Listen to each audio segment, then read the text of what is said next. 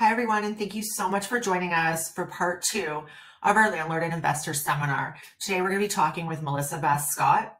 She's a realtor at our group, the Alliance at EXP, as well as a very experienced investor and landlord herself. And she's going to be sharing tips on how to avoid complete disaster and pick the right tenant for your income property.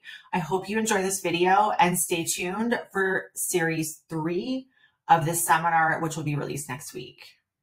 Hello, everybody. I, like Carrie, am also in real estate. 99.5% of the tenants are amazing.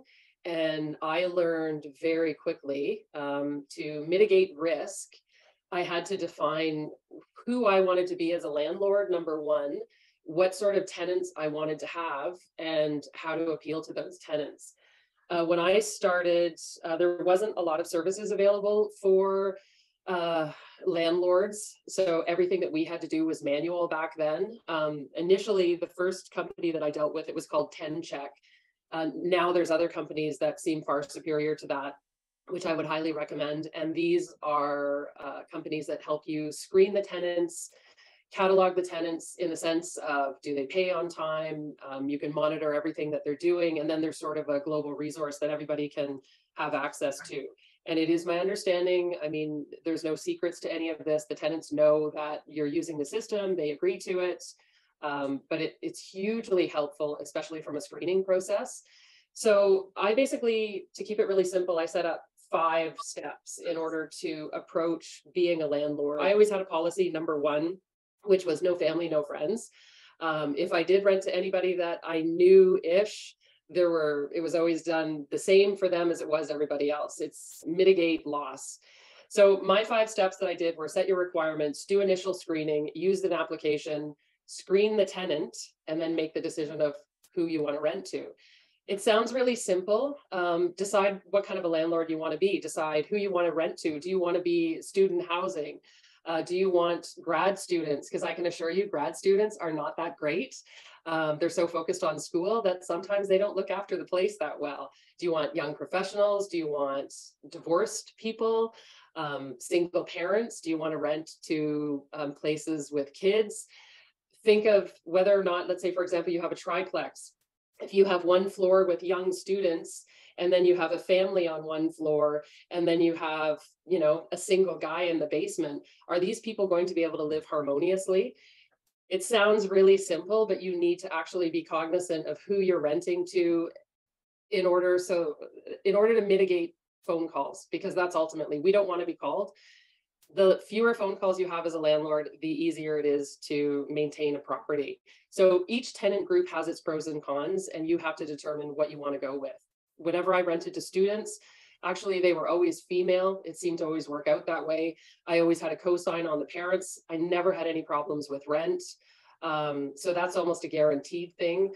Depending on where you're located, I had my rentals in Kitchener-Waterloo, so it was very student heavy in that particular area. So lots of competition, and the market shifted, as we're seeing in Hamilton right now with the student housing buildings that they're building over near Mac. So define what you want. That's super important.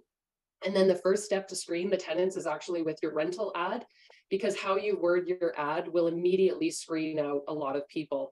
So for example, I like to appeal to professionals, and I would always word the ad in such a way that the building itself was quiet. We had young working professionals in the building, and I never had to say, you're not welcome. It was a given. So if we had young partiers, they're not going to want to live with old people that go to bed at 10 o'clock. So immediately weeded that out. Always be honest with your rental. So if you have somebody in describing your rental, if you have somebody that is newly divorced and they're downsizing, they're probably going to need a little bit more room for storage. So don't advertise your place as, like 3 spacious bedrooms when really you're a 2-bedroom plus den and you don't have a lot of closet space, because that's something that's really important. That's step number 1 to screen. And it's shocking how well that actually works with who will call you or reply to the ad. The number 3 thing that I always did was create an application that was straight across the board for everybody, because it immediately weeds them out. And then you can evaluate each of your tenants based on what they fill out, how they fill it out, and compare them all. The tenant screening companies help hugely with that because everything is harmonious and done through that, which is amazing. And it certainly makes it a lot easier for you to manage all of that as well. So I would say with the application, always ask for current. And I always asked for 2 prior landlords, up-to-date contact information. Let's always remember, I don't know how many of you actually have rentals, but sometimes when someone's looking for a new place, their past landlord is going to speak highly of them because they want to get rid of them. So if you can call the landlord before that landlord, you might get a more honest answer. I always tried to be honest when I was very politically correct. I didn't want to slander anyone, but I would be honest about a tenant's maybe past not so great behavior in looking after the property or how well they integrated with the other units. I always ask for employment history with current contact information and personal references, prior evictions. Always got a signature allowing for all of that information to happen. The biggest and most important thing is that you follow up on all of that information and don't be lazy. You can just wait. If you don't get a tenant that is the most desirable right away within the first 20 applications, the right tenant will come along. You don't want a tenant in there. Getting a tenant in is easy. Getting them out is not so easy, especially now. After all that we've been through in COVID, we've had a lot of issues with tenants that became professional at it without paying. And that is not something I would ever want any of my people to go through. Personally, I've been really lucky. I've never had a problem with any of them. I've never actually even had to file forms. I've never had to go to landlord tenant. Like, I've been really, really lucky, but I screened like a son of a bitch up front and it stopped a lot of problems. I can't stress that enough, actually. So the other thing is screen with social media. A lot of people have private accounts. A lot of people don't. And it's really quite shocking what people post on social media. And you can get an idea of what you think of a tenant right away just by looking at who they are and what they post online. It's crazy. Super, super important. And then basically after you go through all of that, just make the decision of who you want. You've filed for a credit check. The screening companies do that.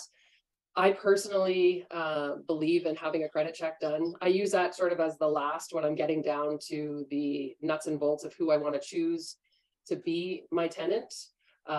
So I'm not running all these credit checks on people. I'm pretty confident by the time I reach that point and run the credit check that they're the ones that I want to have in my unit.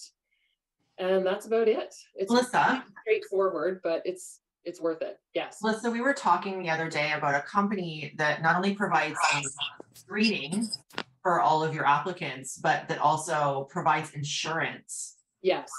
What was that company called? That one I think was Single Key. The 3 that are sort of the top is Single Key, Neighborly, and Check. I think Single Key is by Neighborly for some reason. I think they're the same company. Single Key was sort of the #1 out of all of them. They're amazing. I would highly recommend it. I used 10 Check, which had switched over into something else. And then the new ones are so much better.